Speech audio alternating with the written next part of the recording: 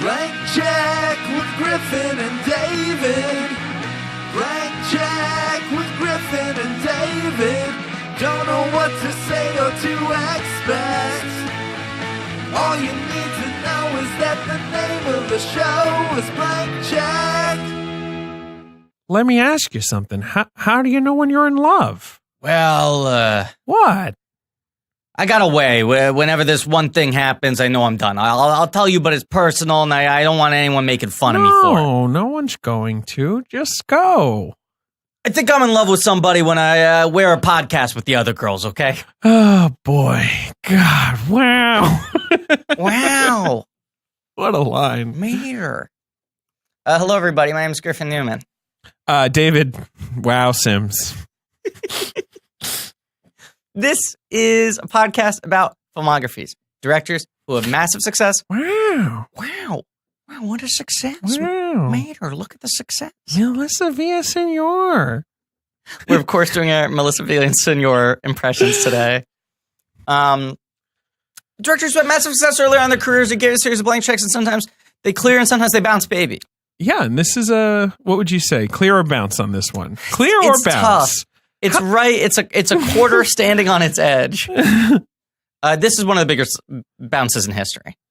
Yeah, great. Quietly, it does not get the recognition it deserves for how hard it bounced. An impressive bounce. Yeah, because this is one of the biggest money losers in the history of studio filmmaking. You think so? It made some money. I think it's in the top 25. Okay. That would be my bet. I mean, I'm sure no one was happy with the performance of this film. Mm-mm. We are hashtag the two friends, a competitive advantage. No other podcast has that going for it. We're connoisseurs of context, and we're also completists. Yes. Unless we decide we're not, and we just want to abridge, right? But this one, where it's a short career because he takes time in between, and this is his final movie. Now, usually when we say final movie, we mean the most recent one they've made, and we assume they'll make another one. He might not make a movie ever again. I'd honestly be surprised if he made another movie. I think this is I think he would require too much money, and no studio would feel comfortable with it. I'm not sure. I could believe that after producing movies like The Edge of 17, which I assume were made for much less money than $120 million. Right. $9 million. Maybe he thought to himself, like, the old magic. Like, I could recapture it, but I doubt it. But I also think it's telling that he was a dude who discovered people and nurtured them and helped get their films made. And he hadn't done that in a while. And Edge of 17 was like the first time since the 90s. Yeah. That he found a new voice. I would not be surprised if he just did more of that. Yep. And that'd be fine. Probably be a safer bet. Yes. Some podcasts I was listening to recently, someone was talking about auditioning for this movie. This movie? Yes. How do you know know? What it was? The film is How Do You Know? How do you know? And the podcast is? As Pod as a Cast. No. It's the films of James L. Brooks. It's podcast news. He does it every time. It's classic comedy. Uh-huh. Take a lesson or two podcast from news. Canyon Jim. It's good comedy. Yeah. Paul F. Tompkins doing the year-end best of Comedy Bang Bang episodes. Which I love those. Right. I listen avidly every year. Talked about auditioning for this movie. Okay. And he referred to it as James L. Brooks' last film. Sure.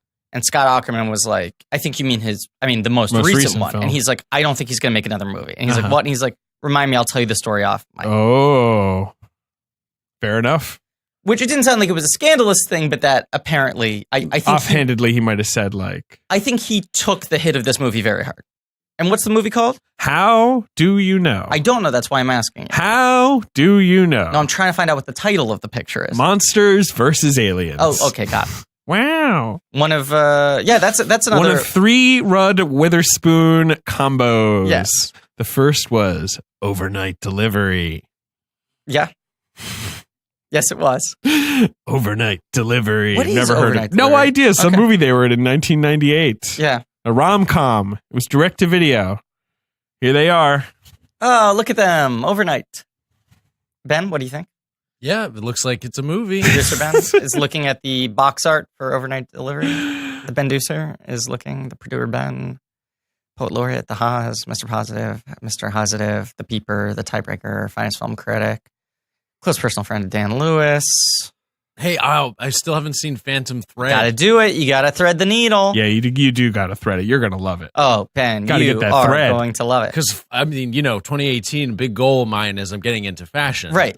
So- Wait, this still counts as a goal? You're not just in? Well, I mean, it's more like I got to design a line, David. Sure. You Okay. know? Okay. Like, So I you got to uh-huh. walk the runway. Last year you got into fashion. This year you're going to live in it. I mean, you're gonna make home in fashion. Yes. Yeah.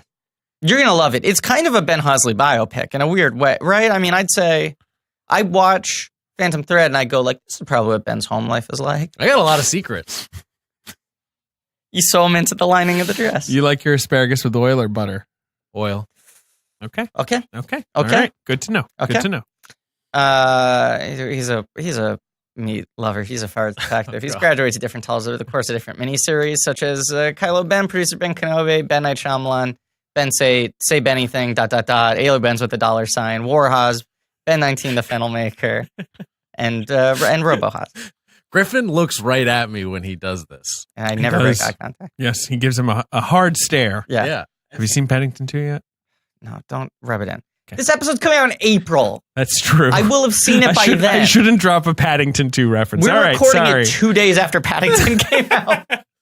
Wow. Wow, Paddington made her. Wow. I'm the star of this movie. I keep giving him like a lisp, which he doesn't have. This movie. Wow. I keep going into Goldmember. Yeah. Yeah, you just want you love I can gold. just do wow. Gold. So this is the most expensive romantic comedy ever made.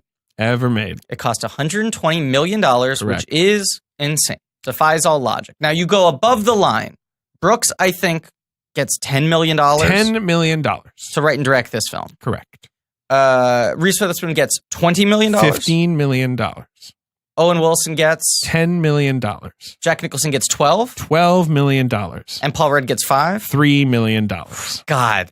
Now, Rudd got raked on this. he did, but he was not that as it was still like kind of like, oh, Paul Rudd. Like he was the exciting choice. People thought that this was the one that was going to ensemble. fully push him over the edge to being like America's leading man. I remember them going like, look, James L. Brooks makes careers. I know we all love Paul Rudd, but he might now be the guy. He might be Tom Hanks after this Some movie. people were thinking this, but the hype for this movie was muted by a couple things. One, that its title kept changing, much like Spanglish. Right. And two, Spanglish. Uh-huh. You know, people were no longer like, well, Brooks, I mean, almost always hits, right? But it was like, oh, okay, he did I'll Do Anything, but then he follows it up with As Good as It Gets, which is huge. Like maybe he's a guy who... I don't think people were quite as convinced that this was going to be a big deal. How do you know? It took a very long time. Well, this is the point I wanted to make to you. Which is a lot of if you add up all the salaries we just said, that's $50 million, you know, roughly. There's still $70 more million. Right. So you can say like, oh, the actors cost a lot of money. I don't see $70 additional million on the screen here. Agreed. I see two sets. Yeah. I see a street. Yes. And like one scene at the Washington. Hose, they have to wash down that street a lot. It's a very wet street. That like the Washington Nationals have there's like the one scene in the dugout. By one scene, I think you mean 2 shots. Yeah. Right. And like that's it, right? Like it's not like there's like an asteroid hits Earth in the middle of this. Now, to be fair, they did pay the sound mixer $40 million. And that was because he had some It's very well spent. damaging info. It's a crispy sounding movie. Now, you could call him Professor Crispy. Do you think Jack Nicholson showed up and was just like, 12 million for me, all right, you know, and then he was like, but my barber gets $1 million or whatever, you know, like he has a whole entourage and they all have to get paid. First of all, good Jack. Wow. Meter. Mater. Stop saying Mater. You ever mater with the devil in the pale mater? Hey, Ben. Hey, it's a holiday. Hey, it sure is. Hey, we're recording on Martin Luther King Day. Yeah. We're honoring the doctor, the good Dr. Martin Luther King Jr. Yeah, it's with the by whitest talking film about ever. How made. do you know? is this maybe one of the worst films like for like an actor of Nicholson's status to go out on. I think if he goes out on this, that's rough. He's threatening to do the Tony Erdmann Tony Erdmann remake, which hasn't seemed to get a lot of I haven't heard a lot of noise about that. Yeah. But it was kind of assumed at the time, and because he had made movies since, he's not going to do anything ever again. He's announced intent, but I wouldn't be surprised if this ends up being his last film. The other one that's very similar to this is Gene Hackman, Welcome to Mooseport. Yes, but here's another point I want to make. Yeah. Nicholson, had he not done this movie, his last movie would have been The Bucket List, which is a worse movie to go out on than How Do You Know? Yes, a bigger hit. I don't care. Have you seen that movie? No, I can't. Life's too short. It's yeah. on the opposite of my bucket list. Right. What is on your bucket list?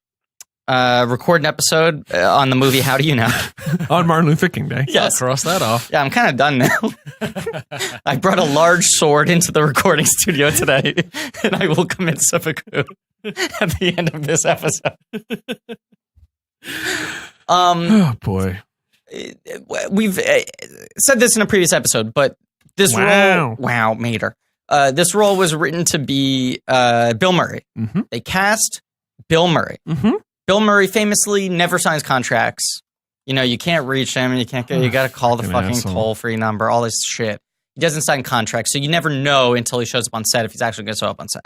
And like 2 days in, he was like, I don't want to do the movie anymore. So had he ever worked with Brooks before? I don't think he had. No, he had not. So I guess there's no like loyalty there to keep him like sort of interested. No, do you think he just was like, this movie's bad? I think so. What's interesting is that he signs up for Aloha around the same time, like two very similar movies. Sure, from similar filmmakers. Wasn't he also replacing someone on Aloha? Wasn't that role written for someone else? I could have sworn it was. Maybe. I mean, I know Aloha went through like three different casts, so maybe that's just what I'm thinking. But he just doesn't show up, and James L. Brooks, who he'd gotten his friend Jack 2 Oscars. No, I think Jack will always listen, pick up the phone if James L. Brooks calls. Can you get on a plane, please? I'm in a pinch. Help me out. And he goes, buddy, of course. Whatever you want. Wow. Just give me $12 million. Like, that's kind of a fucked up move. Like, your friend's backed against the wall. I mean, if you can get it, get it. I'm pretty sure the conversation went like, James was like, okay, but I can get Jack Nicholson. The studio was like, great. That's a great, awesome. That's so good. $12 million. Okay. For Jack? Okay. Right. All right, sure. I mean, because I assume the studio, Sony, is thinking he could win an Oscar or something. Right. They're just sort of dazzled by James L. Brooks, and they're thinking, what? It's the big supporting role, Jack Nicholson. Even the old man Nicholson movies did really well. Like Bucket List did really well. Someone's Got to Give did really well. Anger Management, Departed, like whether he's the supporting guy to the new movie stars or whether he's the lead, the Nicholson movies are still successful. That's true. So I think they thought, like, look, I mean, we're paying him $12, but it's an extra $20 million domestic to have him in the film. Even About Schmidt made $65 million. Right. That's a pretty low-key movie. Yeah. All right, Griffin, let me tell you about WeTransfer. Oh, God, I'm sorry. I'm just so stressed out about my own creative process. It's such a burden on me trying to figure out how to Have you been do like all my artistic signing work. In and onboarding and using complicated file systems? Constantly. They make me do this every day on set on the Tick. I have to log in before I can do a take. WeTransfer is about making the creative process easier for everyone. What? They built the site to be the simplest way to share big files around the world for free. All I got are big files. No sign-in. Thank God! No codes. About time! No password you're going to forget. Ugh, make me sick. What is this? The Matrix Reloaded? I don't want to fight a password. No, exactly. You just upload and send and you get back to making what you make. Well, that's perfect. Such as The Tick. Yeah, or this episode even. Griffin, check this out. Since day one, they've devoted 30% of their ad space to showcasing creative people from around the world, from musicians to photographers to illustrators to podcasters like us. Ben, we're going to skip the rest of the 60-second ad. Get right back to the podcast. Oh, perfect. It's WeTransfer.com. You make WeTransfer. I think it's pretty explicitly written for Reese. Reese Witherspoon? Yeah. Uh-huh. And that feels like, oh, man, that's an actor who's been waiting for a Brooks movie. Sure. You know, she's got that kind of feisty Deborah Winger, Holly Hunter vibe to her. Yeah, that's true. We're at a point here where the romantic comedy is starting to like dwindle. So other than big guys like that, making them. She's not getting many opportunities to do. Well, yeah, what is here's her cornerstone drama. post-Oscar career. Yeah, because she wins the Oscar in 2005, or she wins the Oscar for Walk the Line, which is an 2005 movie. Right. Rendition. Yeah, Penelope, which forget it. Which she produced and has she a has small a part. small role. Right. Rendition, which is a terrible movie. Yeah. Four Christmases, which is a hit, but bad. Is ghastly. Yeah, but it did just sort of make money. All the Vaughns did really well until they stopped doing well. I know. And then Monsters vs. Aliens, which is an animated film. Right. That's it. She's kind of off the grid for a while. Yeah. Which is funny because she had won an Oscar. Yeah. And before winning an Oscar, she was such a big movie star. For sure. And then after this, she makes Water for Elephants and This Means War. Right. She's really... I mean, I don't know if she's picked bad parts. I know that one reason she made Big Little Lies is because she was frustrated with the lack of good parts in Hollywood, and she was like, television just seems so much more friendly for female actresses. And she bought the rights to Gone Girl. And she was going to make Gone Girl, but then she decided, or whatever. It was decided she was too old for it. Fincher decided he didn't want to use her. Yeah. She's still a producer on the movie. She is. But she bought the rights, hired Fincher, and he was like, hey, thank you for bringing this material. By the way, you're not going to star in it. Yeah. I do think she is one of those actors where it's her genre stopped being a thing. For sure. You look at those movies and they're bad choices, but it's also if you're Reese Witherspoon and you know that your bailiwick is romantic comedies, you go fuck, This Means War is the closest I can get to my genre. This Means War was one of those movies where everyone was like, what a hot script. Who's going to get it? Everyone was attached. Right. And it was is it going to be Will Smith and Martin Lawrence teaming up again? Is it going to be Seth Rogen and Daniel Craig? Sure. All these different combinations kept on getting thrown out. What a weird fucking movie. Terrible movie. And then after that, she is in Mud. Which she's really good at. But after that, she takes sort of a little while. But she has some smaller Wild, films. which is a wonderful. Right. She's great in that. She did the Adam McGoyan movie, which did not work out. Was that which one? Devil's Knot. Yeah, yes. And then I like her a lot in Inherent Vice. Some people don't like the performance. I think she's really good in it. I kind of need to see it again. And then she's been kind of chill. Oh, she made Hot Pursuit. Oh, right. Which we kept on defiantly. We talked about it in the podcast. We were like, we're seeing it. Yeah. We're going to be opening week. And then no one else likes it. We're going to see it. We're going to have fun. And we never see it. No, we didn't even think about it. No. And then Home Again this last year, which was so good. Great movie. Yeah. Did you see that one, Ben? No. Yeah, it was about nice boys. It was about what if nice boys. That's what it's about. What if there were a bunch of nice boys and they came to your house? I've always and they lived there. Sounds like a work of fiction. Yes, indeed. Yes. It's a transcendent work of speculative fiction. I have always loved her, and she's one of those actors who I feel for so long. I think it's finally post Big Little Lies, she's getting credit. But even as an Oscar winner, people were like, "Oh, but she just kind of does her thing." No one ever gave her enough credit. I think I got into her. Pleasantville, I think, is Pleasantville in '98 for sure. I don't think I saw Fear until later. Yeah, then Election is one of the greatest performances. Election, but also I loved Cruel Intentions. Yeah. Although she's not the most exciting part of that because she's sort of the wet blanket in that movie for much of the movie. But that was a big teen movie because that had Sarah Michelle Gellar in it. We all went to see that in the theater. She should have won her second Oscar for Legally Blonde. She's awesome in Legally Blonde. That's 100% a nomination worthy performance. Sure. And then that movie shouldn't work. Okay. Yeah, I'm less hot on Legally Blonde, but she's good. She's really good in it. I think it rocks and rolls. Legally Blonde fucks, as the kids say. It's been a long time since I saw Legally Blonde, but she rules in it. Oh, dude, you got to get blonde. And then she made Sweet Home Alabama, which is, in my opinion, just a reprehensible film. But I hate it. It did so well. Again, she's good at she can wring a lot of juice out of very little. Yeah, but please murder that movie. That movie really drives me crazy. Me too. And then, the Vanity Fair, which is her trying, I think, to make a more interesting movie and to work with a female director. And the movie's kind of boring. It's okay. She was supposed to be the lead voice in Brave.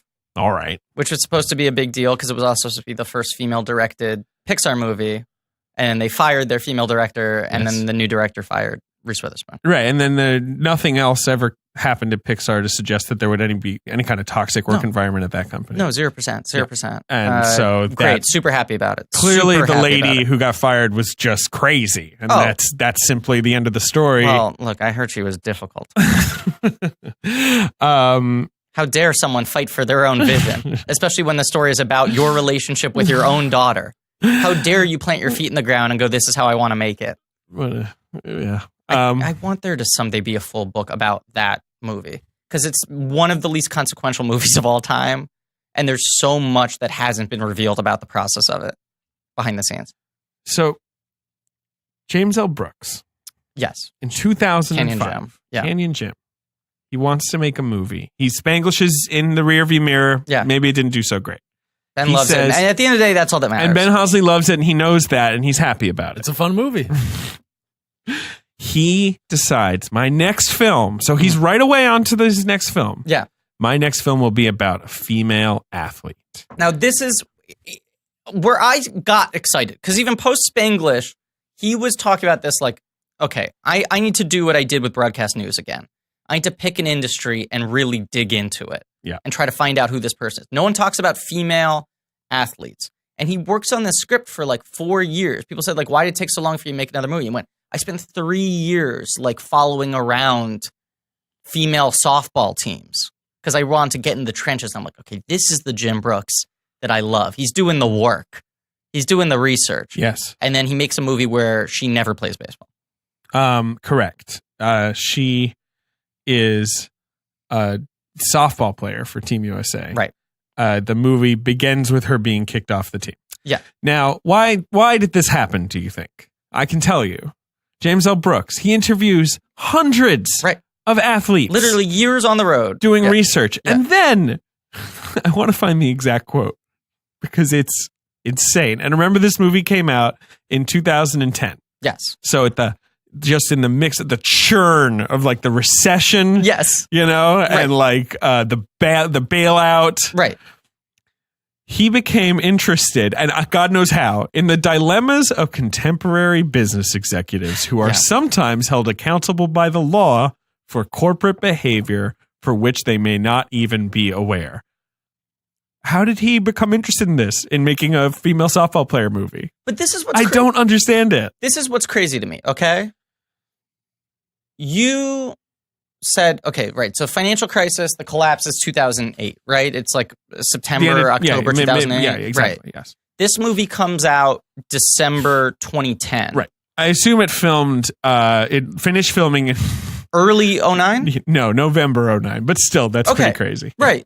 So it's like he'd been working on this. Then he reshot a lot of it. Right. Yeah. But it's like he had been working on the script for years, and then he suddenly goes like, oh, there's financial crisis, and rewrites the whole movie like in 2 months. That's what it feels like to shoehorn in this thing. But like, how at this moment can you think, you know who the real victims are?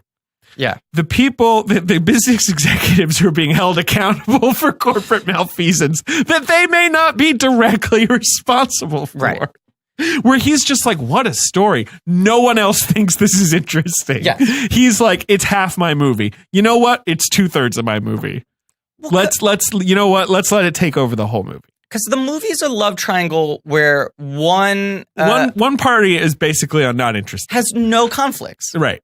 And he weirdly, I think it's a love triangle where the people in the triangle barely meet. Right. You know, like, I mean, Rudd and Wilson barely interact in this movie. There are a couple times in the apartment. Right. Like, a little bit. But he weirdly... It's not like Brooks and Hurt. Yes. Is what I mean, you know.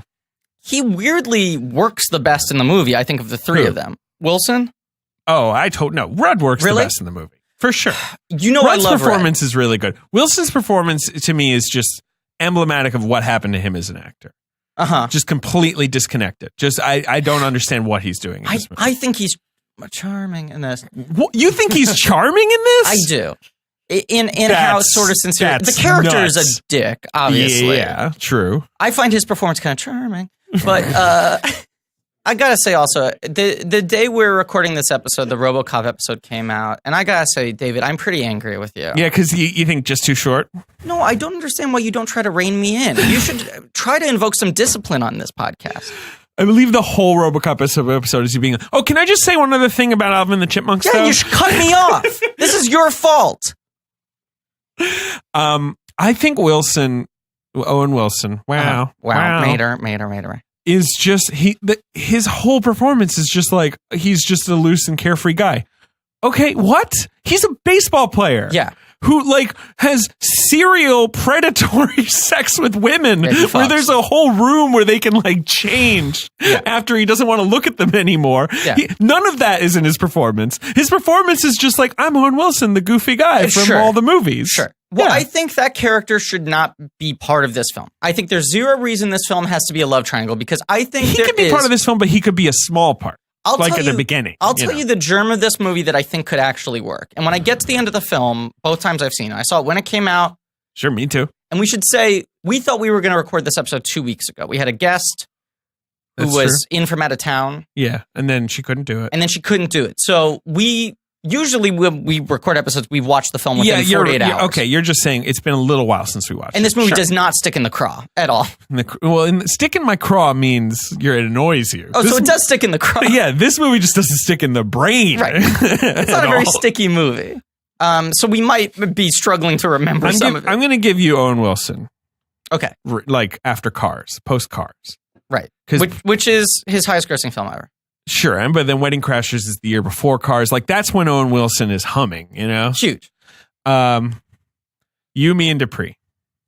Which, can I say something? I've never seen it. Okay. Not a very good movie. It's by the Russo brothers. From directors of Avengers Infinity War. I don't think You, Me, and Dupree is very good. Sure. That having said, if you have 5 minutes to kill, going through the quotes page on IMDb for You, Me, and Dupree is really fucking entertaining. Why? There are weirdly good lines in that movie. All right, sure. Because the movie is just a vehicle for Owen Wilson to say... He's the weirdo, right? Like, Matt Dillon's the straight man and Owen Wilson's the and asshole. It's like, how does this guy make it through the day? And he just has all these bizarre opinions. The dialogue's really funny in it. The movie's not very good. 2006, Night at the Museum, but he's barely in that. I mean, a good enough... uncredited. And he's in all three. I know.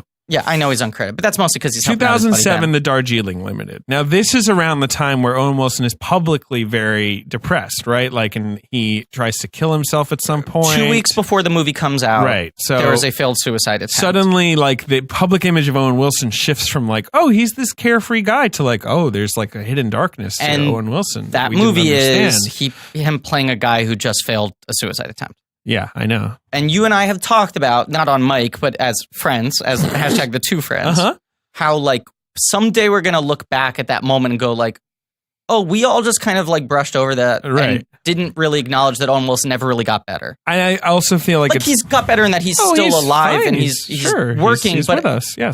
But there's been a definite shift in him since then. Because after that, you have Drill Bit Taylor, which I think was shot a long time ago. Of course, my debut film. Yes, which is a pretty whatever movie. Yeah. Then Marley and Me. Which he is big hit. Very good in. Never seen Marley and Me. I'm telling you. Wow. He gives the dog speech at the end of the movie. That is, I just know that the Australian word for a poop that you can't flush is a Grogan. And he plays John Grogan in that movie. Sure. And I mean, that's just where my experience with Marley and Me ends. I'm a big Owen Wilson fan. My mom is also a big Owen Wilson fan. We would go see Owen Wilson movies together a lot. We saw like Shanghai Noon 3 times in theaters. Right, yeah. He's got a speech at the end of Marley and Me where we went with Ram and my mom and I just both fucking lost it. And we were like, dead dog movie, who gives a shit? Spoiler, Marley dies. But there's the scene where Marley's like... Grogan. Marley's like, you know, the fucking... no, I'm never watching this movie. Like, isn't getting up, and he brings it to the vet, and they go like, I'm sorry to tell you, Mr. Grogan, Marley has 2 hours to live. And he gives this speech that's like, well, is that your diagnosis for a normal dog or for Marley? Because I'm telling you, this dog is unbelievable. And then he says all the things the dog can do, barely holding back tears, and wow, Mater, wow. Good. It's a good monologue. I did it when I auditioned for Juilliard. Are you serious? This dog here. No, I'd never auditioned for Juilliard. I don't know what he's talking about anymore. Wow. And then in between Marley and Me and How Do You Know is just like a little performance in the Night at the Museum sequel and voices like Fantastic Mr. Fox and Marmaduke. Right. And Marmaduke, he does, of course, play the Duke. He got the Duke. Yeah. And Fantastic Mr. Fox, he's barely in. He's got one scene. He has the one funny scene where he like explains the game, right? But that's literally the only scene. And then this same year, he is in Little Fockers, but that's, I believe, a small role. No. Oh, it's a big role? Yes. Pointedly. I haven't seen Little Fockers. Pointedly, they were like, we're going to make a third one and make Owen Wilson like a co-lead. Great. He's a really fucking big part of that movie, which is weird. It is weird. They also totally redefine the character because in the first one, he's kind of like a wasp. No, I know. He's good in the first one. Right. And by the third one, he's this weird holistic. No, that sucks. Yeah. That's just doing Owen Wilson. Yes, this is the thing. All these performances are just, I mean, I haven't seen Marley and Me.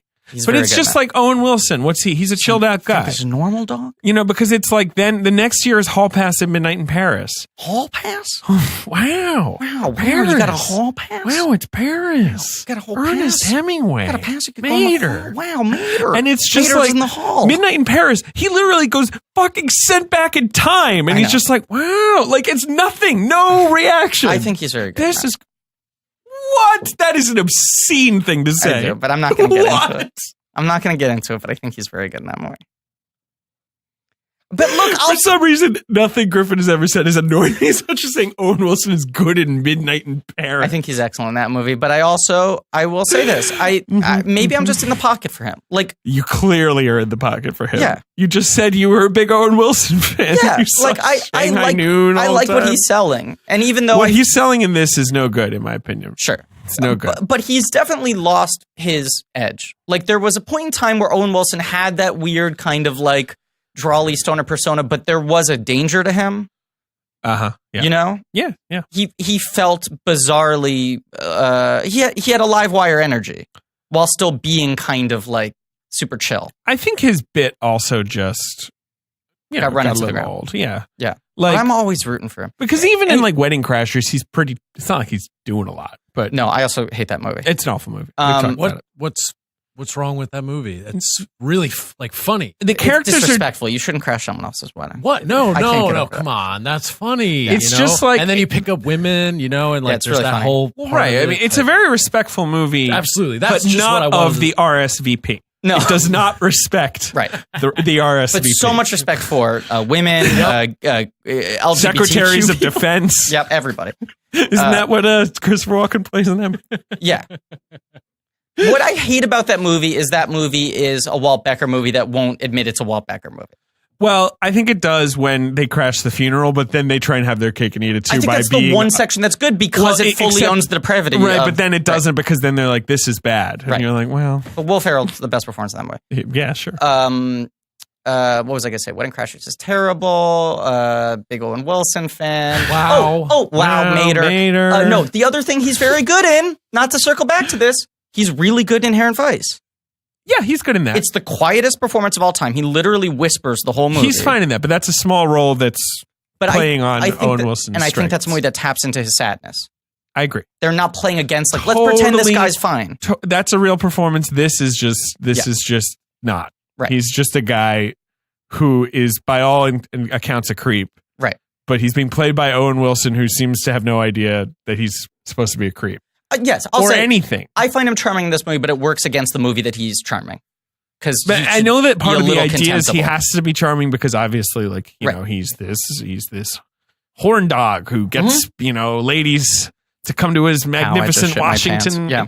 But then there's no other side to it. You know, he never finds it. His take on the character is that he's an idiot. Yeah, because like Owen Wilson's big moment in this movie is when he writes, he writes his feelings down, and it's just one line. Right. I got so angry I broke a lamp. Yeah. I think that's kind of funny. I think that's funny too. Yeah. But like that's as far as they take it with him. But who's the real idiot? Owen Wilson's character or the people who paid him $10 million to do this? I mean, I'll take $10 million to do this. 100%.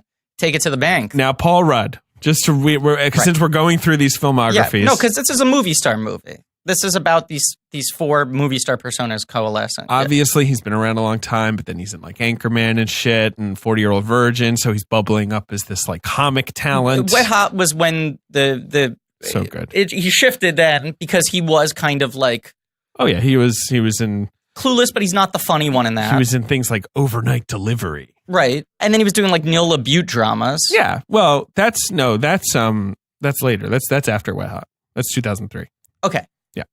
But Wet Hot is when he was like, I'm actually a big comedy nerd. I'd like to do stuff like this. And then Apatow brings him into the fold. They put him in Anchorman, 40-Year-Old Virgin. And now he starts to become this ace supporting player in comedies. Right. And then, Knocked Up. Right. And then I Love You Man is the first real, I guess it's that and Role Models are like the first two Rudd starring comedies. Mm-hmm. Their Role Models is great, and I Love You Man is pretty bad. I kind of like that movie. But I'll admit, I like Rudd as a leading man. Me too. But don't like that movie. I like that movie. And then Dinner for Schmucks is the same year. I hate that movie. It's bad. Yeah. And then How Do You Know? But so this is the year where we're first seeing, Rudd as an A-lister. Because Role Models and I Love You Man both did like 80 million. Were like really solid successes for a guy who didn't have a proven track record. So it was like, is he about to move up to the next tier? And then these two movies flop. Of course, he is Ant-Man. He is Ant-Man. Yes. Everyone's favorite aunt. Right. Man. But he follows us up with like Wanderlust, This Is 40, Admission. It's a lot of movies that don't hit. Yeah, Wanderlust is really good though. It is. Yeah. I mean, yes. No, those all. They Came Together, which is hilarious, but nobody saw. But that movie's so funny. That's the thing. Like it felt weird to a degree that he was doing Ant-Man because it's like, you're a comedy star. Why are you going to commit to like this big lumbering franchise thing? But then it's like, oh, his leading man movies weren't doing well. He needed that kind of. I think you just take that either. Also, it's just so good. I just love that he's for your career. Ant-Man. He's great in it. Yeah. But I think it's not like when Marvel was getting off the. Yeah, I don't want to see that. So what if I told you though that in a future spoiler? Do you know what happens in another America, Marvel movie? Civil War, Ant-Man directed by the gets big. Shut up. Yeah, I swear to God, Giant Man. Really? Yeah, 100%. Oh shit. Yeah, All you right. fucking love it. Damn. Now everything's different. I'm going to show you a picture. He grabs Spider-Man like this. He like grabs him as he's swinging. Like, what? Yeah. Oh my.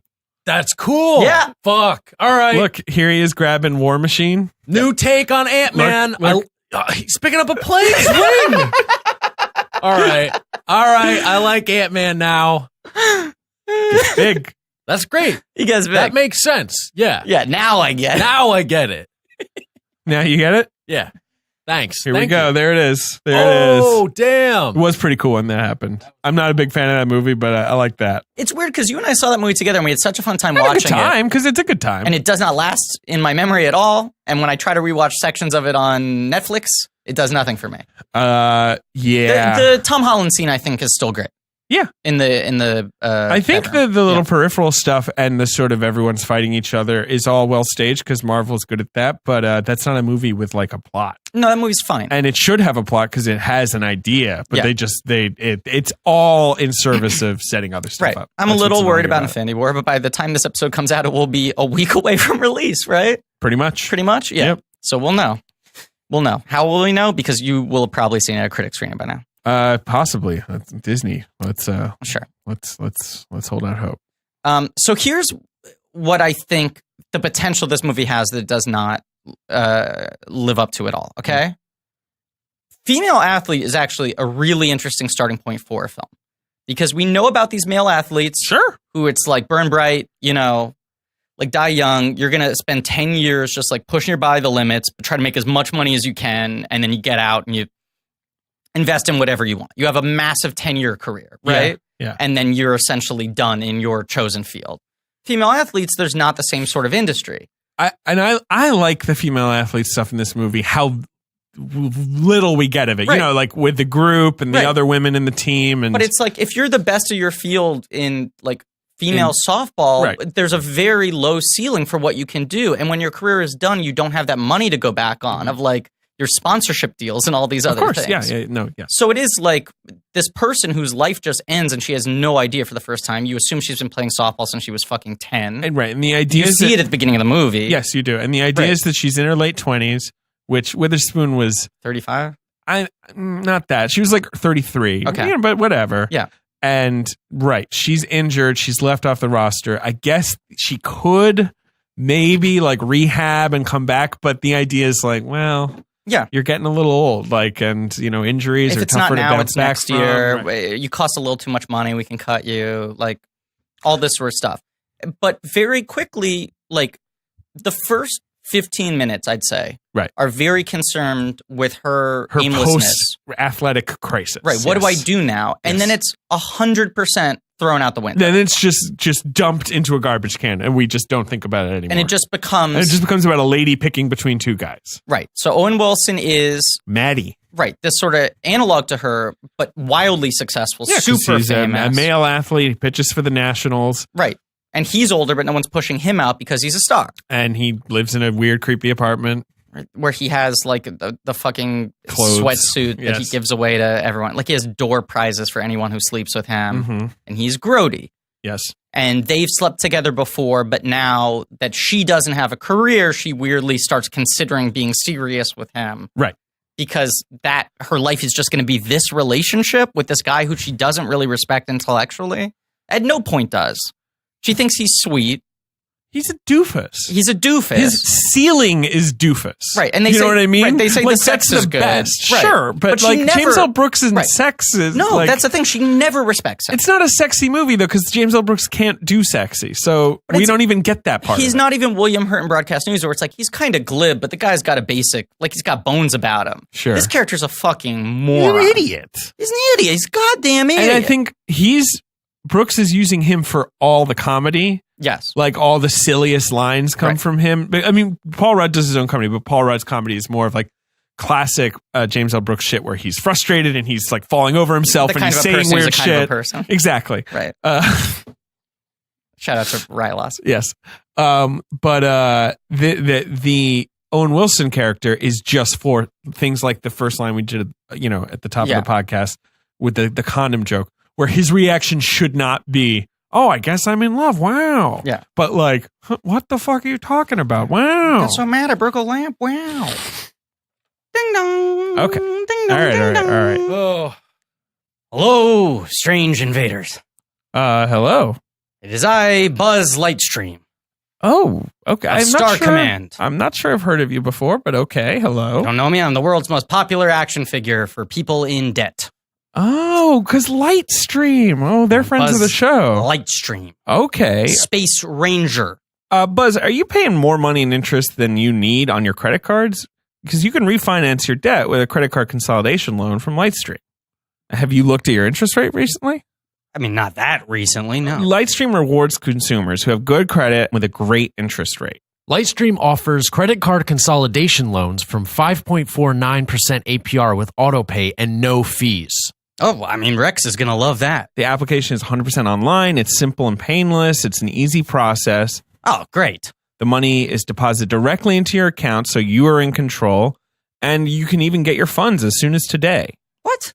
Yeah. Well, I'm sure you already know this, but just in case, if you'd like to apply today and get an additional interest rate discount on top of Lightstream's already low rates. The only way for my listeners, well, our listeners, with good credit to get this special interest rate discount is to go to lightstream.com/blank. That's lightstream.com/blank. /Buzz Lightstream. Buzz. It's lightstream.com/blank. You know what? I'll spell it out. Sure. lightstream.com/blank. Okay, I can do that. I got to give you a quick warning. A little bit of a disclaimer. Subject to credit approval. Rate includes 0.50% autopay discount. Available only when you select autopay prior to loan funding. Terms and conditions apply, and offers are subject to change without notice. Visit Lightstream.com for important information about limits on Lightstream loans and same-day funding. I feel like I'm in a toy commercial all of a sudden, you know? It's like a movie Toy Story. So you've seen that one? The commercial. Yeah, I mean, of course, yeah. My cousin's in it. Cool. Woody. Oh, okay. Nice to meet you, Buzz. Yeah, nice to meet you too. I'm just going to show myself out the door. Okay. Great. Did you know Reese Witherspoon did 3-hour workouts every day to prepare for this role? Like, to seem like an athlete. I hate watching this movie because of how much you see her wanting and trying to make it work. Yeah, no, for sure. It's not that I find it embarrassing. My heart goes out for her. There's just not a lot for anyone to hold on to in this movie. Like, right. And it's such a weirdly hermetic movie like we've talked about the weird devolution of James L. Brooks's filmmaking style, where he goes from being kind of messy to this movie where it's like every single shot is so perfectly designed around how the movie stars want to look. Sure. Every outfit looks too good. The hair looks too good. The lighting's too good. The angles are too good. Like everyone feels like they're just trapped in a little like style bubble. Who shot this movie? Janusz Kaminski. Janusz pulls the light. I hate the way this movie looks. I do too. I don't know. I assume I don't know. Maybe it is his fault. I don't know. It looks too good, like you're saying. Yeah. And it also, like, I mean, we've talked about anytime they're outside in the street, they've like hosed the sidewalk down so that they can reflect lights off of it. Did you? It's a weirdly wet. There's a lot of hosing down, so the street and this bus stop are always like glistening with water. There's never a rain sequence. I wouldn't call it a slick flick. See that? That's but it's damp. It needs to actively be raining or actively be wet. It's not raining. It's post wet. It's not slick flick. Post wet. You can order a pizza, Ben. I'm hungry. You want me to? Sure. Yeah. Do you want, like, I don't know, maybe like a meat lover? I mean, just pep. You know what they say about Ben? Just pep. He's the meat lover, Nothing he loves more than a meat lover pizza. No, nothing he loves more than a lover of meat lover pizzas. Right. He's the meat lover. You're right. That's what it is. His favorite thing is meeting a fellow meat lover. So he's the meat lover. I'm just saying I'm hungry. All right. You want to go in on a pizza? Yeah, I'd get a MLK pizza? Right. I'm supposed to get lunch after this, but I maybe have one slice. Oh, who are you getting lunch with? My friend Alex Perlin. Congratulations. He just got engaged. Oh, good for Alex. By the time it comes out, I'll probably be married. Probably divorced. Yeah, we're recording. Hey, don't say that. Oh, I'm sorry. I was just making a joke about the passage of time. He's one of my best friends. How dare you? Congratulations, Alex and Liz. The other thing I hate about how this movie looks, and Spanglish has the same thing, is it is a movie that is so clearly concerned with movie star lighting. Yes. That everyone has to look amazing all the time. Right. Everyone looks the same regardless of what environment they're in. The lighting on their faces looks exactly the same regardless of whether they're indoors, outdoors during the day, or outdoors at night. Which is infuriating. They're always glowing. Yes. It's like they always have a spotlight on them. I'm not gonna say what movie it is, but I was talking to Why won't you say what movie it is? Because I don't want to. This is maybe too hot. Okay. But I was working with a makeup artist who told me that she worked on a big film with a lot of big actresses in it. Okay. And that her job as the head of the makeup department, especially with a film with that many actresses, was to know their looks, to know how to make them up, but also know how to talk to that makes sense. The camera department to go, look, these are her angles. This is to light it. If you put a key here, it's going to play against that because she's self-conscious about her jaw or whatever. And she said it was the first time in her career where they told her up front, hey, look, we're not going to light for the actresses. Wow. You make them up however you want. We're just going to shoot it because we don't want to take the time to have to light for 4 different people. Sure, because there's so many women in this movie, which had never happened before. Right. And also people used to care about their craft. And half of your job is going to be coming into the room with us when we're doing post and overseeing digital touch-ups. Oh, God. Isn't that insane? That is insane. And she was like, I've trained my entire life. I've been working for decades. And now they're just like, forget it. Don't even come in and like tell me how to paint post. their faces. Right. What do you want her to look like? Like, we'll just airbrush them in post. But this is like the opposite of that. This is a movie where they clearly spent so much time lighting everyone to a degree that is distracting. And do you know what they did? They had Owen Wilson on set at all times. And when he said, wow, that's when they knew they were ready. They were ready. They'd be like, lights, move the light over there. Camera. Wow. Great.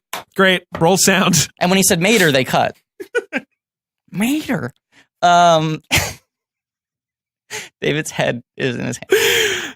I think that's funny. I don't know why. I do too. Hey, look, Mater. It's like Toe Mater without the toe. So 50 minutes into the movie, should we like talk about it? Into the podcast? Yeah, into the podcast. Sure. Yeah. So, right. Wait, we're 50 minutes in? 50. How do you know? I guess we did like record for 10 minutes beforehand. Hey, Ben. What's up? How you doing? Ordering pizza. Yeah. Oh, thank you. Sorry. I'm sorry. No, can we, before we get into the plot, there's just one last thing we have to discuss as table. That's fine. The plot's 20 minutes. Yeah. Like tops. Yes. Yeah, so don't question. This is going to be our shortest episode ever. Yeah. And we're almost done. Yeah. Not a short movie, to be clear. 2 hours long. Yeah. A solid 2. Yeah, it's a deep 2. It's a dense 2. It's a heavy 2. It's like you're walking through like a bog. Where you're like, oh, it's a short walk. It's only a mile. And then you're like, why are we still walking? Right. It's a bouillabaisse. It's a thick broth. Uh-huh. It's always about the broth, baby. Ben? You got to get that bone broth, babe. This is the last thing we need to talk about before we get into the plot. Uh-huh. The greatest war crime that this film commits. The lack of question mark in its title. Well, that was very intentional. Intentionally dumb. Yes. I read a whole article in the New York Times, which was a really weird article that came out like before the movie came out. Yeah. Because it doesn't have any quotes from James L. Brooks because he just won't talk about his production process at all. So it's kind of like piecing together like, what a weird movie. It costs so much money. Like, you know, where they're sort of like talking around the fact like that this is such an unusual project. Yeah. And they're like, and it's called, it was, you know, many titles were considered, but it's called How Do You Know? No question mark, intentionally. James L. Brooks's thinking. Yeah. I don't know. There was a New York Times article as well, I think a couple years earlier, about a company whose job is to come up with titles. Mm-hmm. And they like title most of the Nancy Meyers movies. I know they titled Something's Gotta Give. Sure. Great title. Where the job is you like bring them the thing and they look at it. Something's Gotta Give. And they're like, it's great if it's sort of, if it shares a title with a popular song, like things like that. And all like, the titles. Let the bodies hit the floor. Let the bodies hit the floor. But all those titles that they come up with are these ones where it's like, that's the glibest, like nothing kind of fucking phrase to call a movie. It's vapor. How do you know? Yeah. Not vaporwave. No, thank you. Yeah. Okay, so the movie starts with Lil Reese. Well, we did talk about the first 15 minutes. We see her as a young woman, as you mentioned, a young girl, even. Yes. You're not going to go through Jack Nicholson's filmography? Yeah, let's do it. All right. So he was in that Monkeys movie. He wrote it. I know, Head. Head. You know why they call it Head? They wanted to make a sequel. And then they said the tagline for the sequel would be, from the people who gave you Head. Ah! The 60s, man. Wow. Wow, man. Yeah, so I'm trying to remember. Is there anything to grab onto in that scene of her as a girl? Well, it's sort of about the competitiveness with the boys not taking her seriously. Sure. Right? Because if the movie has a thesis, and I guess it's in the title, right? It's like, it's hard to tell when you're really into something. Yeah. Right? Like, that's kind of what it's about. Okay, so I've been dancing around this. What are your passions? I want to throw out what my germ, what I consider to be the germ of the movie that actually is interesting. And the movie is so muddled and also I think poorly executed that it doesn't get it. But when I get to the end of the film, I go, fuck, I would like to see that movie. Okay. Here's Reese Witherspoon. She spent her entire life focusing on one thing and now she's aged out of it. She's still a very young woman. She doesn't know what to do with the rest of her life and she's going through a crisis. Yeah. Here's Paul Rudd. He spent his entire life connected to his family. Now his father's thrown him under the bus. Spoilers. And he's maybe about to go to jail and he has to decide. Those are the two plot lines. Okay. The movie I think is interesting that does not need a third member, does not need a third member of the love triangle. Gold member. He loves gold. Schmelting accent. Blinznabon. Is what if you met the love of your life at the worst possible moment? Yes. Okay. And the movie is like you're the worst. It's like a James L. Brooks rom-com about two people who are going through full-on life crises. Right. And get the sense... they do like each other. Right. But they don't have time for it, but they do kind of like each other. Right. And is there something there? Right. Now, I think the biggest issue with this movie is that they let Reese Witherspoon get her shit together way too fast. Way too fast. And it just becomes... She never seems to not have her shit together. There's like two scenes. Right at the one beginning. where she has the party where all her friends come over to cheer her up. What's her name? Tiona Paris. Yes. Weirdly plays her friend. And Dean Norris plays the guy who fired her. Dean Norris is the coach. There's that other actress I like. It does... Yeah, you got some good character actors in these first couple scenes. Molly Price. Yes. Who's great. And they are all kind of funny. Yeah. Tony Shalhoub plays a psychiatrist. There's this weird scene where she goes to the shrink. Yeah. And it's like this very James L. Brooksy scene. And then that just never comes up again. And you feel like that's the mode that she should be in the whole movie. And instead, in my opinion, you watch the whole movie and you're like, well, she'll never end up with Owen Wilson because she knows she's better than him. And he fucking sucks. Yeah. Reese is very type A. Yes. And so that therapist scene is her going in and being like, I don't really believe it. I don't need this, right? This kind of like, I'm in control. I know what I'm doing. Here, I want to actually give you the psychiatrist line because it blows my mind how this is not then addressed in the movie. Okay. She says, she's basically like, just tell me one general thing that you found over the years that's been true in a general way that you can just generally apply to any situation. Right. Which is a really funny James L. Brooks like scenario. Yes. Where she's like, I just don't have the time for this, but if you could just like give me like a really bottled line. Right. And he says, that's a great question. I would say figure out what you want and then learn how to ask for it. And she says, those are both really hard. And that's like, that's like a funny exchange. Right. But then the movie isn't about that at all. So why is that scene in the movie? Because Did it you feels just think like it's funny? That's what like, originally he thought the movie was going to be about. And it should have been about. Like her breakdown is her going into hyperdrive. And Paul Rudd's breakdown is him just like melting into a puddle. And the two of them meet in the middle, and the movie is a series of them going on these bad dates, being like, I think maybe I'm in love with you, but I also don't know if I can walk down the street right now without like collapsing, Right. So she's in her thing, and then, we're cutting over to Paul Rudd as George Madison. Uh-huh. He's a very nice hedge fund executive or something. I don't even, whatever. But he's got a good heart. He's the one that they all think is a mensch. He calls Reese Witherspoon because his friend, who is her coach or whatever, I think isn't his friend Molly Bloom. Not Molly Bloom. That's from Molly's Game. Yeah, Molly Price. He's been like, she's trying to set them up, right? And maybe Molly's Game is what Reese Witherspoon's character should go through in this movie. It's not Molly. I forget. Yes. She should be arrested for high crimes and misdemeanors. Right. No, she was trying to set them up. So he calls and he's like, hi, I'm calling out of politeness, but I can't go on a date with you right now. Right.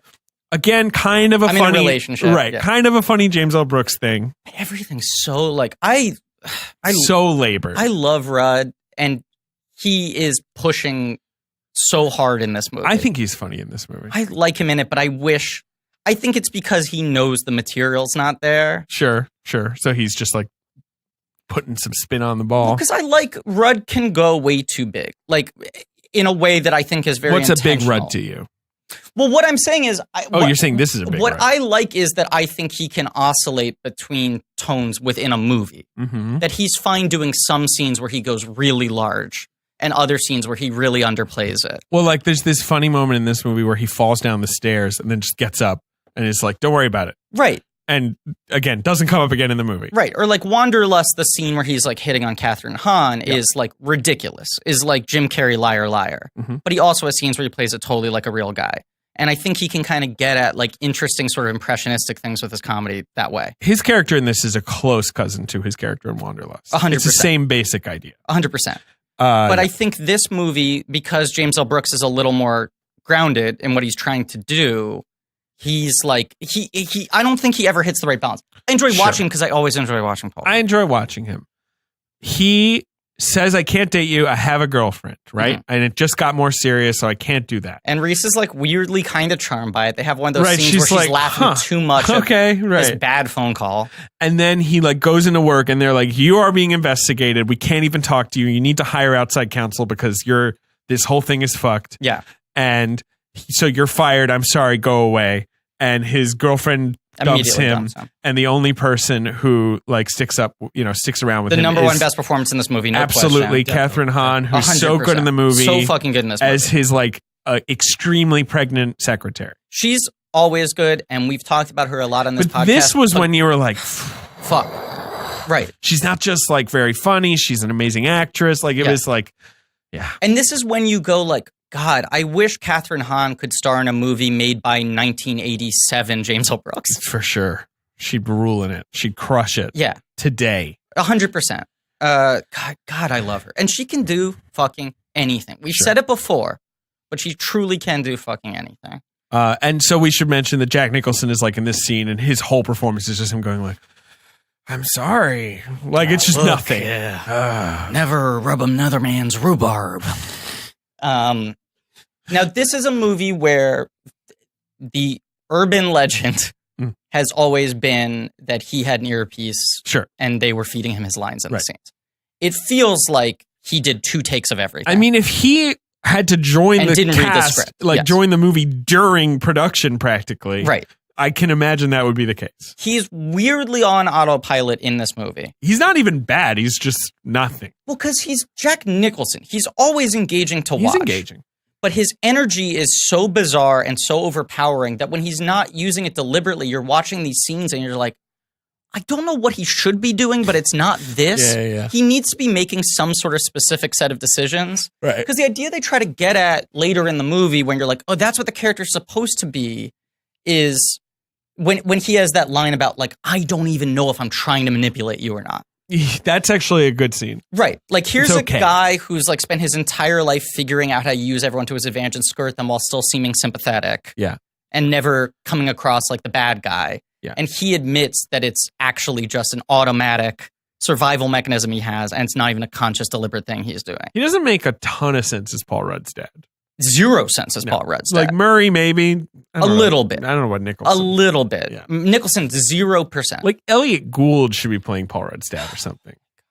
It's a bummer when you end on a movie like this, when a miniseries goes out But like this. this is a blank check movie. It's such a blank check movie.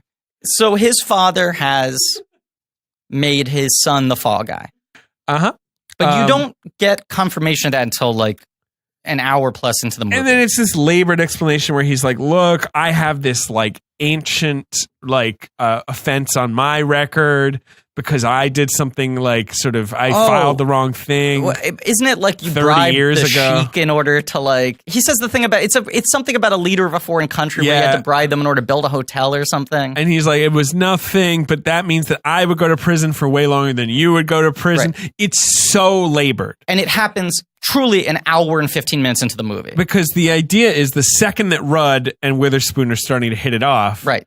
That's when Nicholson drops the bomb where he's like, you really kind of have to go to prison. Yeah. Like, sorry. Like, look, you can do it and you'll probably only serve 2 years. Sure. Whereas I would serve the rest of my life. Right. Yeah. It's so sweaty. It's the definition of It sweaty. is sauna sweaty. Oh, boy. It is schwitzy. Can I establish a new term for the podcast? Yes. When a scene is this sweaty, can we just call it a steam room? This Correct. scene's a steam room. Correct. Oh, God. Yes. And it happens so fucking late.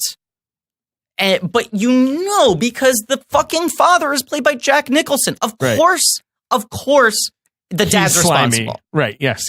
Because the whole movie, Paul Rudd is clearly unaware of what he's being charged with. But completely unaware. And it's never made clear. And this is Brooks's idea of like, wow, these poor executives are getting charged with crimes and they may not even be totally aware of what was happening at their firm. Right. What a situation, huh? What a crazy pickle to be in. Yeah. And you're just like, why would I fucking care about that? And like, also, you could make a movie that is father, son who work together. Father asks the son to be a fall guy. Sure. Don't make it the financial. It's just odd. There's a million ways to write this. Right.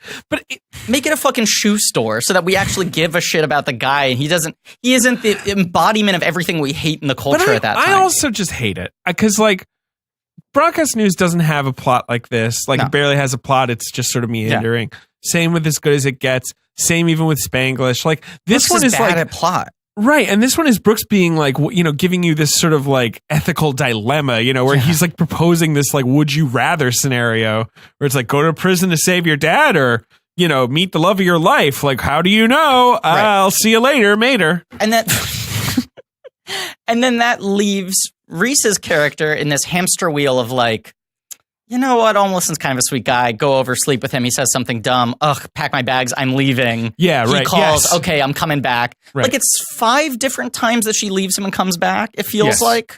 And every time she comes back, he is like slightly more self-aware, but it's the extent of like, I broke a lamp. And every time she leaves, she meets up with Paul Rudd and is like, look, I don't want to date you. They have these funny dates, right, where they're always a catastrophe. Like the first time is when Paul Rudd is finding out that he's about to be like sent to prison, right? And he's like, "I'm sorry, I just can't concentrate on you." And she's like, "This is great. It's fine. Like we're both realizing something about each other, right? About ourselves." But then, like in every one of those sequences, Owen Wilson calls, and she's like, "Fuck, I should leave." And she goes back to, she'll go back to Owen Wilson. He's like, "I've figured it out. I'll sleep with less other women." And she's like, "Ugh, other women." forget it. She leaves again. It just like, it's bizarre how little consequence there is to what she's going through in the film, because he's so into the fucking Gordian knot of the Rudd dilemma. But then, right. And then, but this is the thing. At the crucial, before he finds out about the dad, about the, you kind of have to go to prison. Yeah. Is that very long sequence where they get drunk together. Yes. Where she gets drunk. Yeah. And he gets drunk. Yes. Yeah. Yeah. That's where Brooks is like, okay, now let's turn on the Rudd charm. You don't drink to feel better, you drink to feel much better. It's a good line. I mean, it is the kind of person who's the kind of person. It is that. It's just loaded with Brooks like being like, hey, right? Hey, one for you. Where did you see this movie? That's a good question. Because I know exactly where I saw this movie. Where did you see it? I saw it at the Park Slope Pavilion. It was the last time. It was one of the last times I saw a movie there because the heating was out. Wow. And so we went in and they were like, the heating's out. And we were like, this is a December release. Correct. And we were like, we walked in there and we were like, oh, it doesn't seem that cold. We'll just keep our jackets on. Like, it seemed fine. You sit down. Then like 10 minutes in, you're like, oh, right, I'm not moving. Yeah. Now I'm cold. Yeah. So we just sort of sat there freezing through this long movie. It was a weird way to see this movie. Well, did I ever tell you about when I saw It Comes at Night in 4DX? You saw it in 4DX? You did tell me this. Well, not really, but what happened was right. Yeah, no, okay. I saw it at the MC25. The air conditioning was broken. It was literally screen 25, which is at like the top of a mountain. And heat rises, right? Yes. So we were in a screening room that was totally hot, and that's a literally sweaty movie. It's a bunch of people sweating in a cabin. Quite sweaty, and if you get the disease or whatever, it's even sweatier. You sweat a lot, right? So in order to try to let some air through, they kept the door open to our screen, but there were a bunch of teenagers who were hanging out, hopping from movie to movie, who kept on yelling. So that movie is just hot people in a cabin listening for noises of people outside who might be attacking them. So it felt like 4DX. It was like very experiential. And you love the movie. I do like that movie a lot, actually. Interesting. But I don't remember where I saw it, but can I do... This is vaguely a merchandise spotlight. Just what we needed. No, go ahead. Before I saw this film, I probably didn't see it until January because I was so... I wanted to believe that Brooks could get it back. And then when the reviews were so harsh, I was like, this is going to bum me out to watch this. Yes. Like, I would be happy if it was just okay, but everyone says it's like a fucking disaster. Yes. I went to see some other movie at the AMC Lincoln Square. Yes. It was 5 days after How Do You Know came out, and they had already thrown out the big cardboard standee for the movie. It was just like, fucking cut our losses. Done. And this movie had the most indifferent marketing campaign of all time. The worst posters. Because the title's a shrug, and the poster is just 4 different colored boxes with their faces on it with like no tagline. There was no tagline? I think. A new comedy from writer-director James L. Brooks. Oh, what a tagline. So the one photo is Paul Rudd leaning forward, getting the call about the charges against him. It's just him on the phone, making like a somewhat surprised face. Yeah. And the cardboard standee was like 4 cubes, 4 four-sided cubes, which each of the images stacked up on top of each other. It was a tower of How Do You Know stars. Yeah. And they had thrown it out, and I was such a big Paul Rudd fan. I took the Paul Rudd cube from the garbage on the street and took it home, and I used that as my nightstand. Great.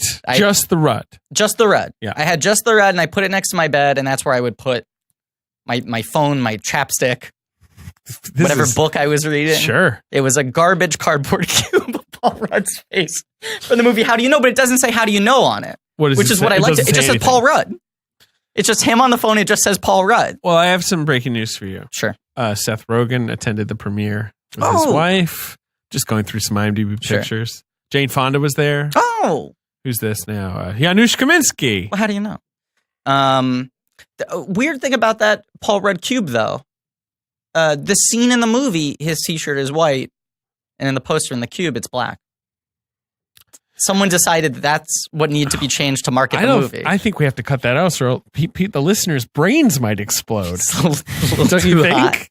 A little too hot to handle. I think we need more stuff like this. We need to stretch this episode Mary Lou Henner was there. Oh! And she definitely remembers being there, I'll tell you that much. This is just a wild picture of James L. Brooks on and set. Kathryn Hahn looks so happy. So the best scene in the movie is when she gives birth. 100%. Right? Kathryn Hahn plays Paul Rudd's very, very pregnant assistant. Right. And no one at the company is supposed to talk to him. But she just feels so bad for him because he's getting screwed over. Mm-hmm. That she keeps talking to him, and she knows that the father's guilty and sort of tips him off to kind of be looking. Yes. For the paper trail. She's also very pregnant, and her boyfriend of a long time will not propose to her. Right. And she feels like, a used woman to some degree. Sure. So he gets the call that she's going into labor when he's on a date with Reese Witherspoon. And because we pretty much covered the rest of the movie at this point. Well, the movie is just them flirting with each other, and like you say, just bouncing back and forth. And I need you to go to jail. The drunk scene is kind of funny, and Rudd is pretty charming, and he falls down the stairs. He's charming. Wow. Yeah. But I like the moment when he slaps his head against the table when he gets the phone call that he's being indicted. That's some funny Rudd slapstick. Yeah. They get the call, they go to the hospital. And he hasn't met the father. Right. Who plays the father? It's like a good kind of New York-y character actor. I forget his name now. But Witherspoon is with him, so they go to the hospital together. And the nurse comes in and goes, like, the father of your child is here. Right. She's just given birth. The baby's on her lap. The baby's adorable. And then Jack Nicholson walks in. Sure. And Paul Rudd goes, like, are you fucking kidding me? Right. And then the guy walks in after. 2 comedy points. Not a bad joke. 1.5. Nicholson's there, which is like, he shouldn't be there. He shouldn't be in the room. And he's being really sleazy. And then the father comes in. Mm-hmm. But I think Paul Rudd's walked out. Oh, he's left the room to talk to his dad. Sure. So he intercepts the real dad coming through. And he gives him a camera. And he's like, look, I'm about to propose. Please film this. So then he goes in and gives this kind of charming blue-collar speech about, look, the reason I never proposed to you... Is it Lenny Veneto? I think it is, It is. It's Lenny Veneto. Yes, that's right. Yes. Of course it is. Yes. The great Lenny Veneto. Right. We saw this movie 2 weeks ago. None of it sticks. I knew he was in it. I just couldn't remember what part he played. Because Dominic Lombardozzi plays the condom pitcher. And like Dominic Lombardozzi and Lenny Veneto they're not interchangeable, but they're, they play blue-collar guys. Condom pitcher evokes a good mental image. Yeah. Yep. How do you know? Ben's playing Worm on a Nokia 3330. Wait, is he playing Worms or is he playing Snake? Snake, sorry. Okay. Do you remember Worms? Yeah. The game where you're like the military worms, you gotta great. Attack other worms? Holy hand grenade. Yeah. It's a great game. Play that. You remember that game? Lunch in middle school. Do you remember Earthworm Jim, though? Of course. Yeah. That was a cool game. Earthworm Jim was sort of really like fun. a close cousin to the Tick in my brain when I was a kid. Very similar. Yeah. Very similar kind of vibes. Here's a major difference between Earthworm Jim and the Tick. Doug TenNapel, who created Earthworm Jim, very interesting art style, hates women and gay people. Oh, he sounds fun. Very outspoken. Ugh. Yep. How do you know that? How do you know? Wow. Because I'm an Earthworm Jim. Okay. Earthworm Jim was cool.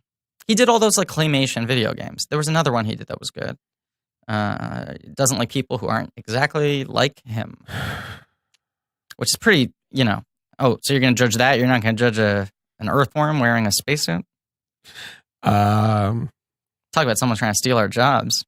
Why does an earthworm need limbs? What's he trying to do? What's he trying to take away from me? The Neverhood. That's a video game. Yeah, it's Skull Monkey. Yeah, cool. So Lenny Veneto gives this speech that's like, the thesis is, the reason I never proposed to you isn't because I didn't love you. It's because I thought you were too good for me. I didn't want to see you have to settle for a jamoke like me. Right. And it's very touching. And Kathryn Hahn's fucking reactions are unbelievable. Just like really it's a very effortless, specific. Powerful, heartfelt scene in the middle of a movie that does not seem like it's going to have one of these. And then Paul Rudd realizes that he wasn't filming it, which I think is funny. And they have to restage it. And Lenny Veneto's not a very good actor. The character, he's a great actor. He's a great actor. But he does a great performance of a guy trying to restage the magic, and Kathryn Hahn's reactions are too big. And it's a very nice, charming scene. I think that's a good scene. And the idea of this, and it's sort of like We Bought a Zoo, which is a better movie than this movie. Right. But same kind of vibe where like We Bought a Zoo has moments where you're like, oh, I get it. I think I am into this movie now. We Bought a Zoo has more of them. It does. But, and the bad moments are goes, less egregious than the bad moments in this movie. Sure. But I agree. Yes, I agree with you. And then it goes and you're like, oh, no, maybe not. But like that in that moment, you're like, right, this is about figuring out like the weird magic of figuring out like what you want in life. There are 15-second stretches of this movie where he's cooking watching with gas. This guy have just total certitude about like, I want to spend the rest of my life with you. And then the other moment I actually, my favorite kind of like pure comedic bit in this movie is after this when they walk out of the hospital and Paul Rudd's waiting for the bus to go home. And you are waiting for them to have a heartfelt talk before the bus comes. Sure. And then the bus comes like immediately. Right. And he's That's like, funny. You know what? I'll let this one go. And then another bus comes immediately. Right. He keeps on trying to like wait for the next bus, thinking he'll have like a 5-minute stretch. And there are too many buses. And then he gets on the bus. And then doesn't he? No, she gets on the bus and he runs after her. Is that what happens? The bit with the buses is funny. Yeah. I like it. Whatever. I don't know. It's funny. Fucking, who cares? And but the idea is when she watches this, she's like, maybe I should settle down with someone. Like, you know what I mean? Like she watches this emotional proposal. Right. And she goes to Maddie and Maddie's like, wow. And she's like, oh, nope, still not into it. You know what I mean? She keeps like flirting with the idea and then he lets her down. Luigi, Doc Hudson. Wow. Meanwhile, Paul Rudd says to Nicholson, like, okay, I'll go to jail. If she'll be with me. Right. Yeah, I think what you present to me makes sense. Is the right thing to do for me to take the hit so that you don't have to die in jail. But unless you've met the person you're supposed to spend the rest of your life with, in which case it would be criminal not to live that life. So I'm going to ask her. Right. And you better hope that she says no. So he like confesses his like love for her. And what's the gift he gives her again? I don't know. He gives her a gift. You should rewatch this movie. Oh, it's the Play-Doh fucking thing. God. Oh! This movie's dumb. Ben, why'd you make us watch this? I didn't make you watch Why did you write and direct this movie, Ben? Why did you make her watch this? I don't know. I don't know. How do we know? We don't. I don't know. He goes to jail. Or doesn't he? I don't know.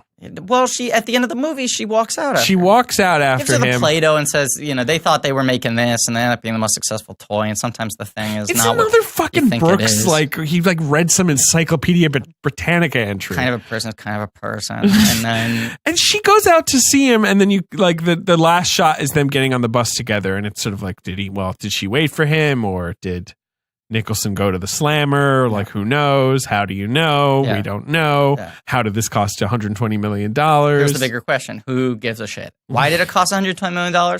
Well, after the $50 million spent on the above-the-line talent, he just took fucking forever to shoot this movie and did like 3 separate extended reshoot sessions. Yeah. Of like a couple weeks or a month or whatever, and then spent like a year editing it.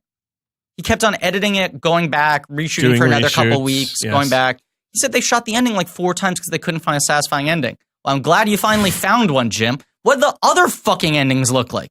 This is your idea of finally cracking a satisfying ending? These are all fair complaints. Do you want to play box office game? Yeah. Hey, I'll say this before we wrap up. Yeah. I think this movie should have been Catherine Hahn's character. 100%. That's interesting. Sure. Right.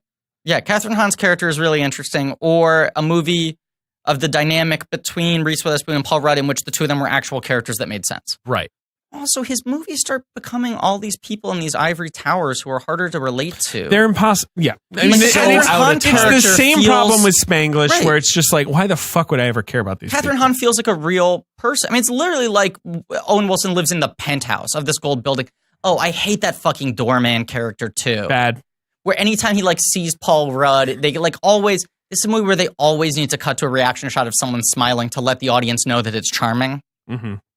Like, in case you didn't get it, the characters are charmed by what's going on in this movie. And it's like, fucking eat 2 turds. I have some news for you. Saudi Arabia recently lifted its 35-year ban on cinema. Yes, I know the first movie they released. What was it? The Emoji Movie. Correct. So cinema is over. R.I.P. had a good run. This movie cost $120 million to make. Mm-hmm. It grossed 22? $30 million. A little better than I thought. And it worldwide total $48 million. Not good. Not the best. No good, very bad. Don't do it. This movie opened on 8 screens. No. On 2,400 screens. I'm sorry. Go. Yeah, thank you. In 8th place on December 17th, 2010. Now, the thing about releasing a movie the week before Christmas is oftentimes mad rush, 6 movies come out, you can open really low, but then you multiply like crazy because over the holidays, people see weird stuff. Greatest Showman recently opened to 10. People were like, fucking done, bury it.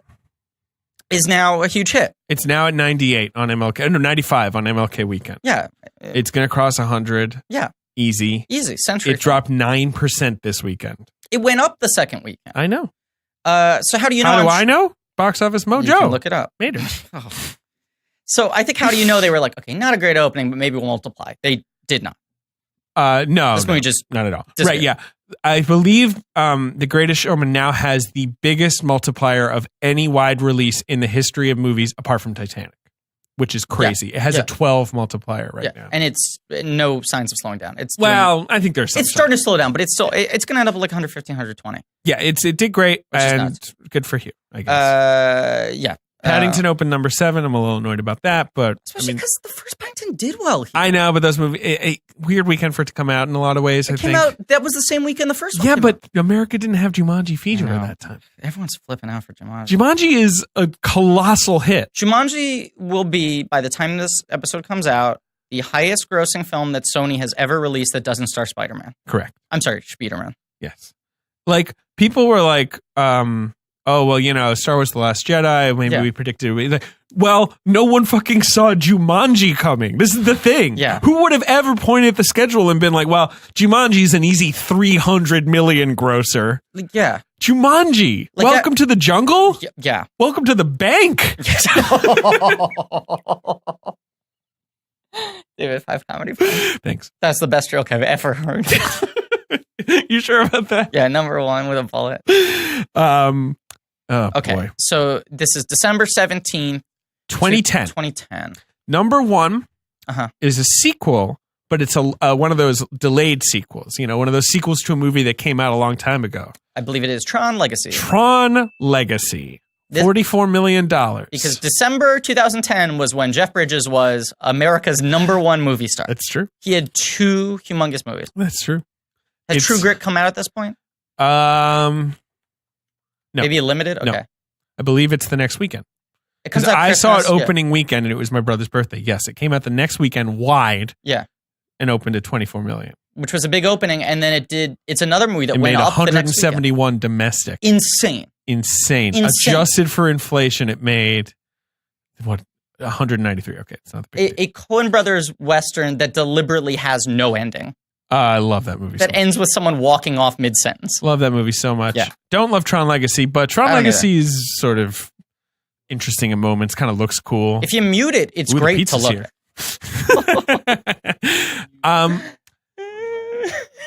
My problem with Tron Legacy is Ben's got a meme downstairs. Okay, Ben, don't worry. Ben is walking out the studio door to meet the pizza man downstairs. It's MLK, so no one's working in the building. That's correct. Okay, what should we say while Ben's not here? Oh, shit. Your rope. Spanglish isn't good.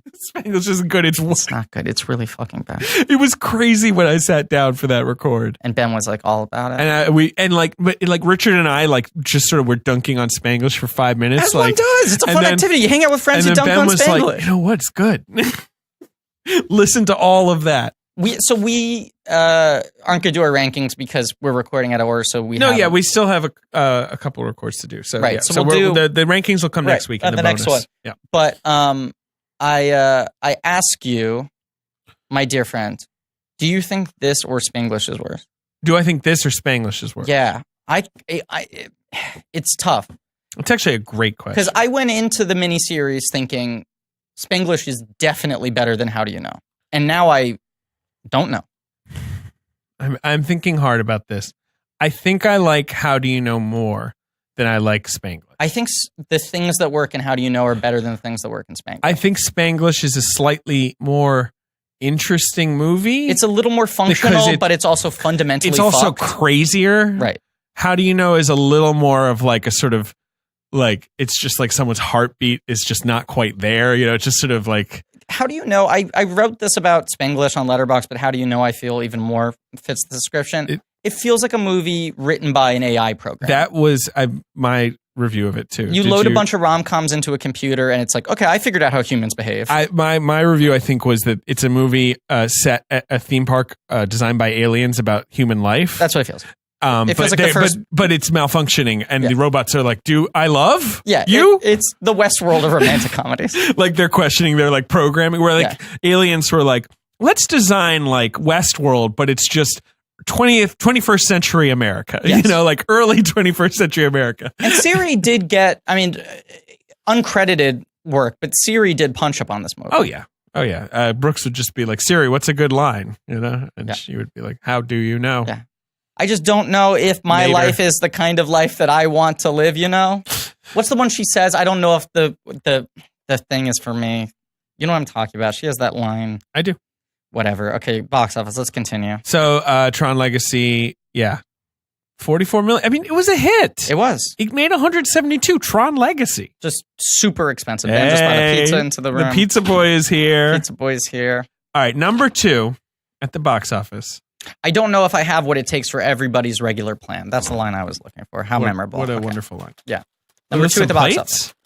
Wow. Is an anim... it's animated. Maybe it's... I think it's sort of a hybrid? A hybrid.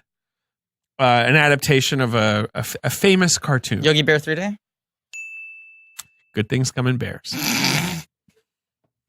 Can you deny that was the tagline for that movie? And not only that, but the poster... was one of the bears behind the other directly bear. Behind. And Boo Boo looks surprised. I think I've told this story, but like we all Thank you, Benny.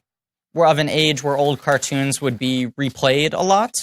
So you grew up knowing like the classic cartoon characters like Yogi Bear, even though Yogi Bear, it's like you look at it, thank you, Ben. And it was like, oh, they only ever produced like 30 episodes of Yogi Bear, but they continued in syndication for 40 years. Right. Same with like the Flintstones or whatever. Right. Mm-hmm. When Yogi Bear in the movie came out, Romilly was like, what the fuck is Yogi Bear? Like she was like 12 at the time, right? And I was like, it's about a bear with a hat who kind of talks like a vaudevillian and steals picnic baskets. And she was like, how is that a premise? It's a premise, all right. How do you make a movie of that? But kids didn't even know who he was. Yeah. TV's Ed played, what's his name? Ranger, whatever. I don't know. You're right. Tom Cavanaugh. Yeah. Right. I used to love Ed. Good move. Good show. Yeah. And he's on The Flash now. He's he's like 12 different characters. Yeah, right. Because it turns out like Zoom is him or whatever. Yeah. All right, so that opened to 16 million, which I think was somewhat disappointing. But then it ended up at 100. It made 100. Multiply. I'm telling you, the holidays are weird. Oh, of course, people feast. People feast. Now, number 3 is the third entry in a Low-Fockers? No, in a franchise that you've had trouble identifying in the past. It's not Chipwrecked. It's a third and final. I think they keep threatening to make a fourth one, though. Interesting. And I've had trouble with it in the past. You took forever identifying one of these ones. And it's live action animated. Hybrid. Mostly live action. Mostly live action. So like one animated character. In its second weekend, it made 12 million en route to a final total of 104. Budget 155. I'm taking Lactaid to eat this pizza, just in case you're wondering what the Foley work is. En route to 105, live action. Not a big hit. It does clean up internationally. Is it based off something? Mm-hmm. Book? Book. Series of books. Oh, Narnia? Well, which one? Voyage of the Dawn Treader. Correct. I do always have a tough time. I forget that franchise exists. It's hard to remember. Yes. Number 4 is a movie that's been in limited release and just jumps, expands this week. Was an Oscar winner this year. It was. It's a drama. It's a biopic. It's a biopic. It won an acting award. It won 2 acting awards? 2 acting awards from 2010. So that is the year in which Best Picture is won by King's Speech, which means that wasn't The Social Network. It wasn't The King's Speech. It was not The King's Speech, you're saying. Right. Good. We're all eating pizza. We're done with this episode. It won 2 acting awards. Leads or supporting, or a mix? Both supporting. It won both supporting. Best Supporting Actor in 2010. Ben's looking at it. He goes, It was the first in a run of movies by this director that were like big Oscar prizes. Oh, it's The Fighter. That's right. Now, where do you stand on those 2 wins? Those 2 wins? Yeah. I think Bale's really good. I think Leo's fine. Yeah, I think she's fine. She's not my favorite. I feel like people have rewritten that to be a full stop terrible performance. I think she's fine. I think it's big. It's fine. She whatever. can be bad. Yes, she can. And she can be good. She's doing what Russell wants. Yes. I think Bale's performance in that is pretty phenomenal. Mm-hmm.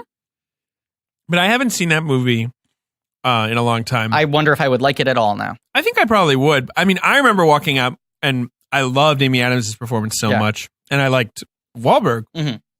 And then with Bale and Leo, you were more like, well, sure, those are very big Oscar performances. But I agree. I think Adams is the best performance in that movie. 1,000%. Yeah. So good. Also because she has the least sort of to grab onto and she's doing amazing stuff. Number 5 is an animated film that you love. One of the most expensive films ever made. Tangled? Tangled. Yeah. You know why it's so expensive? No. Because they kept on trying to make a Rapunzel movie and then shutting it down. Like it was originally going to be 2D and then they shut down a few years later. They'd started up. And so when they reported the budget of that movie, it included like 4 previous attempts to make that movie. Okay. So it is always cited as like one of the 5 most expensive movies of all time. But a lot of that's them having to write off development costs for entirely different films. Because the final budget is like $260 million, right? It's like insane. That's correct. Yeah. That's not super accurate, but it kind of is. The Tourist is up there. America has tourist fever. They're taking the trip. Unstoppable, which rules. Yeah. Ooh. Burlesque, which... Talk about a good last film. Yep. Not this, though. No. Due Date, which you like. Yep. Love and Other Drugs, which is bad. Mm-hmm. The King's Speech, which has only made $2 million so far. Another movie that's fine.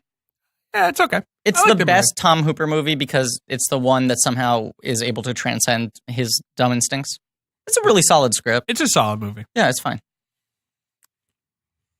Well, wow. Megamind. Wow, Mater. What an episode. Megamind's in there. Fuck Megamind. Bad movie. Bad movie. Should we talk about what we have coming next? Yeah, let's announce it. Yeah. Right? Oh, boy, people theorize. They really do love to theorize. They do. Next week, we have a bonus episode. We'll be covering the movie Josie and the Pussycats. And then after that, our next miniseries. Some of you guessed it.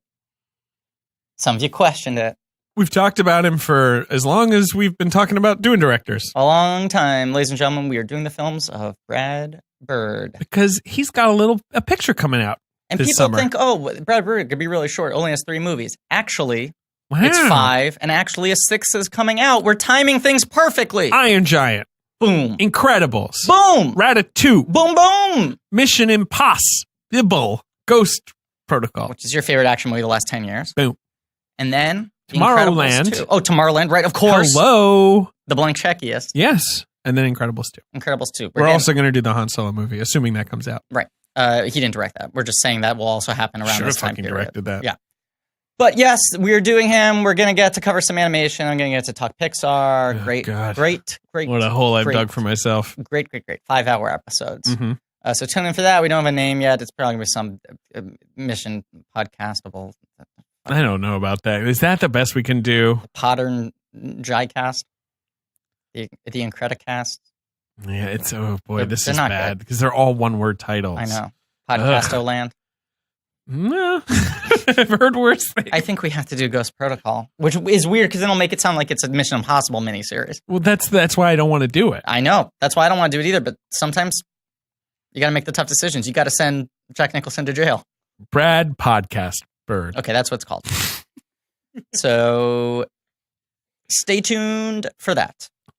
And of course, at this point, March Madness has been settled, and we all know that Nancy Myers is the miniseries that we will be doing in the fall. I love the future. So we all know. Exciting. And I can't wait to talk about The Parent Trap. Especially. It's complicated. Which is the one that I have some controversial opinions on. And of course, my controversial opinion is complicated. No. Oh, damn it. All right. You better mark all of those, Ben. Welcome to the future. What if James L. Brooks comes out of retirement and does a sci-fi movie? Great. We'll recover it on this podcast. We've talked about how like all great filmmakers need to make a sci-fi movie. He's got to make his space movie. He's got to make a space movie. What a damp way to go out. Okay, well, that's how we're going out, right? That's how we're going out. That's it. Yeah. How do you know, Ben? We'll do our rankings next episode. Ben doesn't know. I have no idea. Is there anything else we need to do? No. And of course, we all know the week of the release of this episode that Donald Trump just admitted on Fox and Friends that Michael Cohen represented him in the Stormy Daniels payoff. And then he tweeted about Kanye and Chance the Rapper. And all right. Of course, all right. Griffin Newman called for him to fuck off. Great. Thank you all for listening. Please remember to rate, review, subscribe. And thank you to WeTransfer and to Lightstream for sponsoring the show. And stay tuned for the end of the episode. There's going to be a burger report. Go to blankies.reddit.com for some real nerdy shit. Thanks to Ange Fergudo for our social media, Pat Reynolds and Joe Bowen for our artwork. David has left his seat, walked away from the mic in order to get another slice of the za. Lee Montgomery for our theme song. Did I say that already? And as always, wow, Mater, wow, Luigi, Guido, Sally, Fillmore, wow, Guido, Luigi, wow, the two Italian cars, wow. They named one of the cars Guido? Yeah, Guido, he's a little forklift, wow, Chick Hicks, wow. Thank you for calling the Burger Report hotline. 802-8-BURGER. Please leave a message with your famo, type of burger, and location, and we will try to put it on the podcast if we can. That's 802-8-BURGER.